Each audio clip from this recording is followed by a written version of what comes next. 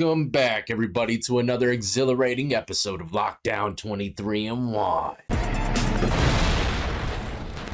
That's right, we're jumping into the notorious Smith State Prison in Georgia. Many people know the lockup facilities in Georgia can get very active. As a matter of fact, I did a video not too long ago where they did a shakedown in a particular facility, and they found so many Shanks that they had to bring them out in wheelbarrows. That blew my mind. And in today's episode, you're going to see somewhat similar activities. A lot of violence has been happening in this prison, so they're doing some shakedowns. And the amount of metal that they find to make these Shanks is unreal. So if you enjoy this type of content, ladies and gentlemen, all things lockup and crime related, then this is where you want to be. Hit that like, subscribe, notification bell before you leave, and check out my playlist with many more videos for you to start watching today.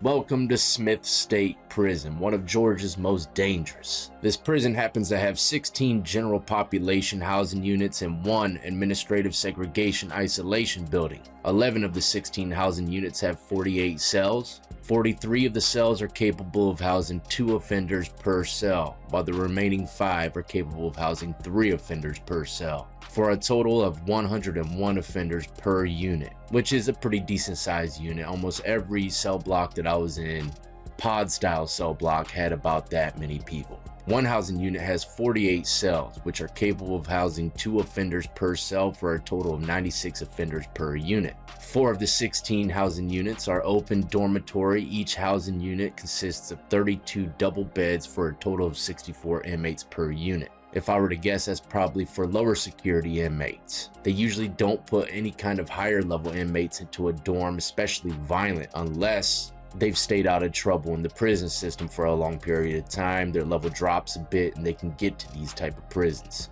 or housing units. And just like many other prisons, they have work details for inmates. And in this facility, they have recycling, maintenance, shop detail, grounds detail, warehouse detail, not to mention the programs. Academic-wise, they have general education diploma, adult basic education, and they could even get their associate's degree through Ashland University. Their vocational activities is custom screen and sign industry, building and industrial maintenance, custodial maintenance, electrical helper, career clerk, general office clerk, horticulture, beekeeping. Oh wow, I didn't know they had something like that in prison. For the out program only, offenders under transition, probably meaning they're about to go home. I doubt they'd keep a bunch of killers around their beehives. Might train them to do what they want them to do. Now, it sounds nice, they have a lot of activities they do, but they also have a lot of violence and weapons. As you can see, they're doing a little pep talk. Seems like the violence is getting close to the correctional officers and they ain't got time for that. They want to run Smith State Prison, but we can't let them run Smith State Prison. We run Smith State Prison. We ain't gonna turn around. We can't run away. They got to keep structure and maintain the level of power. As soon as inmates find out that they are becoming stronger than the COs, they'll take it and run with it. Next thing you know, there's a riot with many dead people. But this is the lieutenant. He just got done giving a pep talk to all his correctional officers. Now it's time to claim that dominance. They're about to go into this prison and shake it down. Anyone getting in the way is going straight to him town. When it came time for me to get out of the military, I went to combat in Iraq and stuff like that, and I said, what I'm gonna do? This all I know. I know how to be a soldier. I love being a soldier. Then I came in here and I saw the tax squad. These guys in this black uniform marching down there just said, who rock this house? Who rock this house? We rock this house. That's kind of intimidating.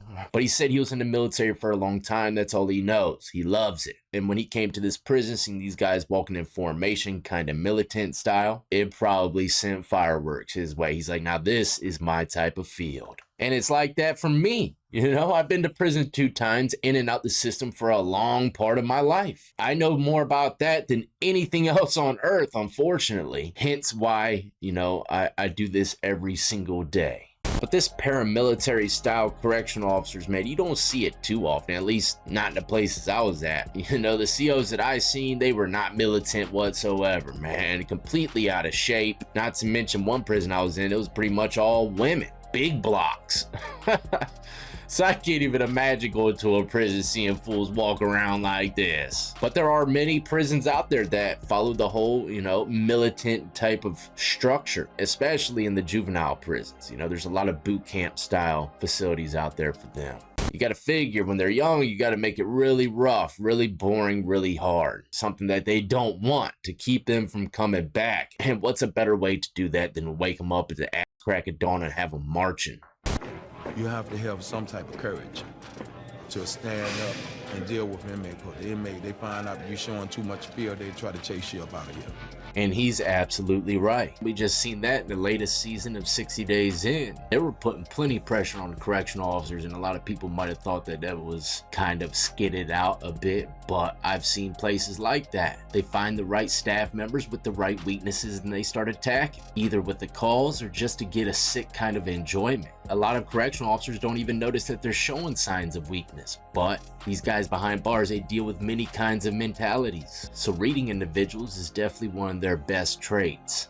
Now, one of the biggest signs that you are in a prison that kind of cares, believe it or not, it's very minute but serious, is just a pat down. If you see guards patting people down on a regular basis, trying to make sure they're not carrying any weapons or contraband, then that prison is actually trying to hold some kind of structure. But if you go down this dark path, you'll see that some places they don't ever pat down or shake down. Those are the ones that you've got to know and be prepared that anything can happen, because they got plenty of weapons, not to mention mind-altering substances that get them to the point to kill, especially if their pride's hurt or they're feeling threatened. So shakedowns, pat-downs of any kind throughout the transport of inmates in the facility is a much better sign for the people that are worried about their safety. And believe it or not, a lot of these guys, man, they need the structure. They never had it at all in their life, besides from maybe a teacher, someone that they could easily run away from, rebel against. But there's no running from them in prison. They're the ones that feed you, walk you, bathe you, all that stuff. I mean, not personally, but they're the ones that let you know when you can do it. So they're forced to have this structure in their life 24/7. If you were to ask me, with a lot of these guys not having that kind of experience in their life, I think it helps them. But also, some of them, it gives some serious kickback. But even though there's signs of structure, there's still signs of violence, including inmate manufactured weapons, Shanks, whatever you like to call it. They're all over the place, and in this episode you're gonna see them try to find these, man, and not to mention show some of the stuff that the inmates steal to make them. As a matter of fact, they said during the making of this episode, within the last 7 months in this facility, 3 people have died. And depending on how they died, let's say all 3 of them were inmate on inmate, that's a lot of deaths to have within 7 months. Now, let's say all 3 of them were natural causes. I mean, then that doesn't really prove any sign of violence. Right, peace. Oh, bird, horns. But with constant violence within the prison, that means constant shakedowns. And anytime you see the COs marching this early in the morning, that's what's coming your way. They're going into the cell blocks, try to get some intel on what's going on, why has all the violence been happening, and try to find all the weapons. Now, they usually find a shank or 2 if they get lucky, because a lot of inmates, they still have their ways to know when it's coming, the shakedown. And they'll get rid of it nice and quick or hide it in a better place where they won't never find it.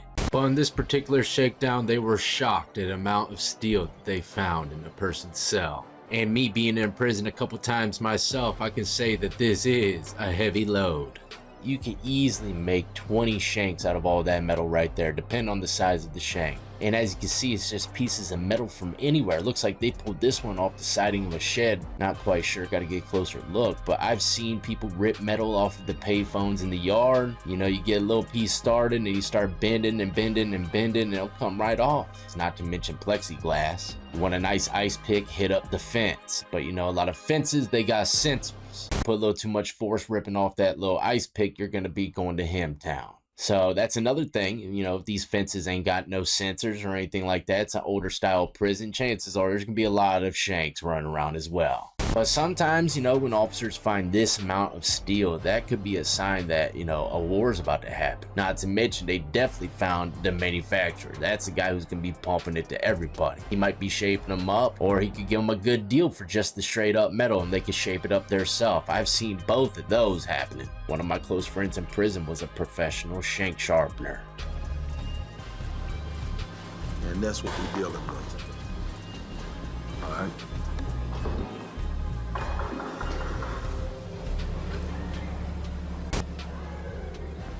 Now, as they wrap up that shakedown, they're getting a call to another pod that's having a bit of a disturbance. They're not sending in regular correctional officers to handle the situation, they're sending in the CERT team, kind of like a special forces unit to handle riot type situations or certain type of shakedowns. They come in screaming dominance, and I'm not gonna lie, some of their outfits are very intimidating. Looks like a full-fledged SWAT team.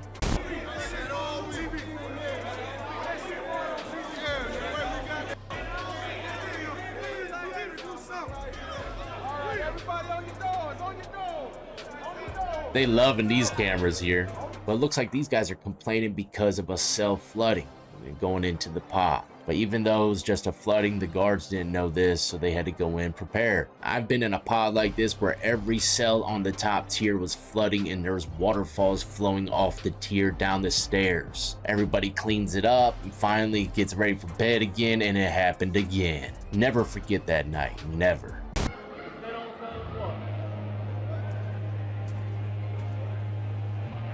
What's some man? This thing going on. Bring in the supervisor. Oh, hold up now. You want to listen now.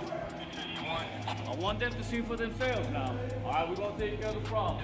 All right? I've never seen tables get flipped like this. Usually they are bolted into ground for the stay. That's why a lot of correctional officers have the mirrors when they're doing shakedowns, so they ain't got to keep on crouching down. If you're to ask me, those tables could easily be used as a barricade during a riot, so I don't know why they have them undrilled to the ground. But just hold it down. Let it go for right now. We're going to correct it. We're going to do it. Like I said, we're going to take care of it.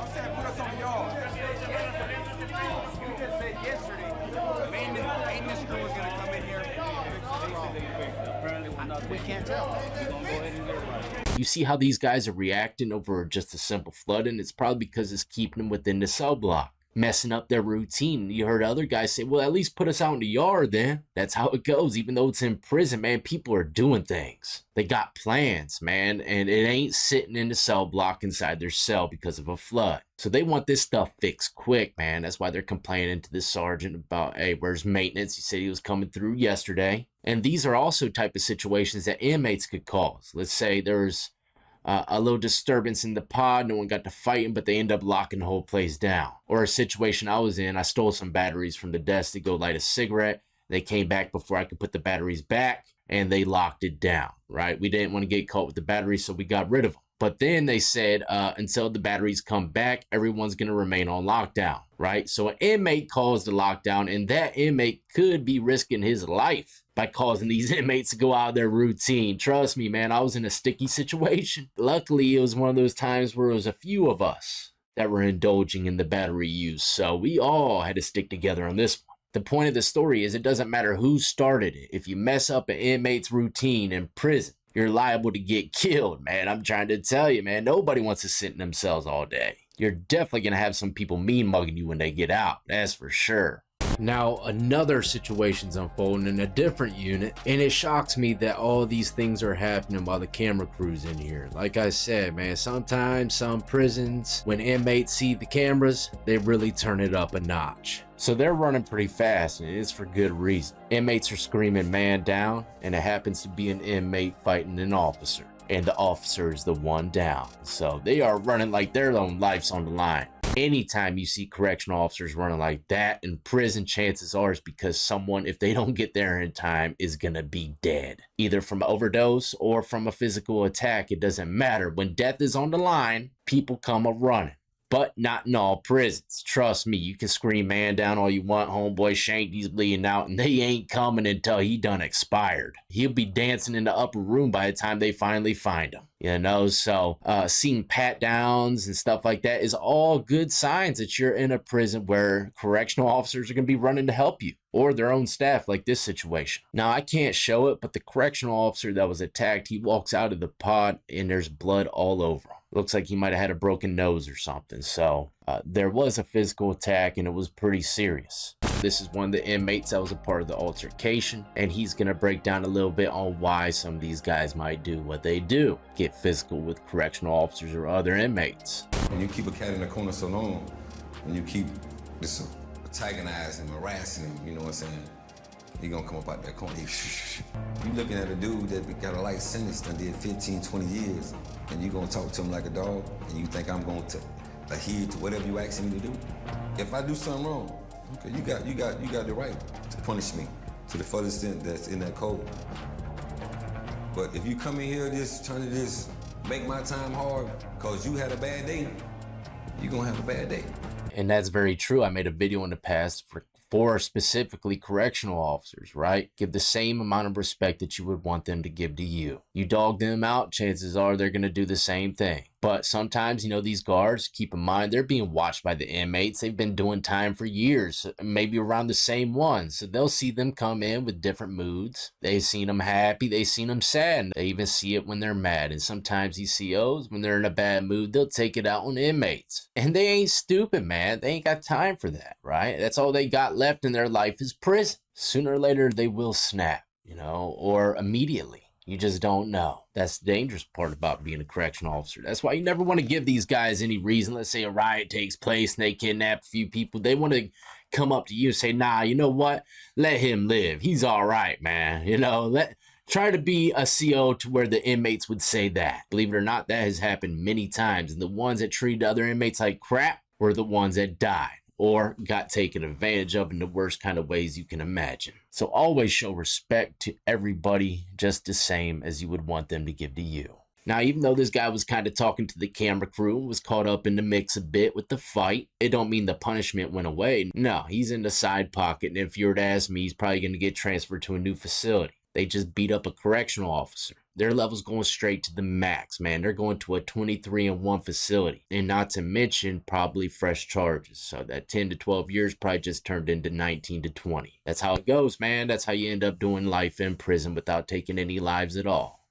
Well, there you have it, ladies and gentlemen. Hopefully you enjoyed today's little breakdown of Smith State Prison coming out of Georgia. Definitely seems like an active facility, man, and a place where you could easily trick up your time or lose your life. Still shocked by how much metal they found in one guy's cell. They must have just got wind of that too, because it didn't look like much of it was given out. I can't see him having too much more than what he already had. There's a lot of snitches in prison, way more than you would ever see on the streets, trust me, because you're around it 24/7. You can't leave the housing units and stuff like that, so for a fact it was a snitch. You might not know who it was, but you know that that's how these COs found out. Out here in the streets, you're not around it. You can hear about someone getting caught up. You can say, oh, it was probably just evidence, but chances are, yeah, it was a snitch too. You just don't see it or hear it like you do in prison. So if you happen to go down this deep, dark road, man, trust me, stick to yourself and don't trust nobody.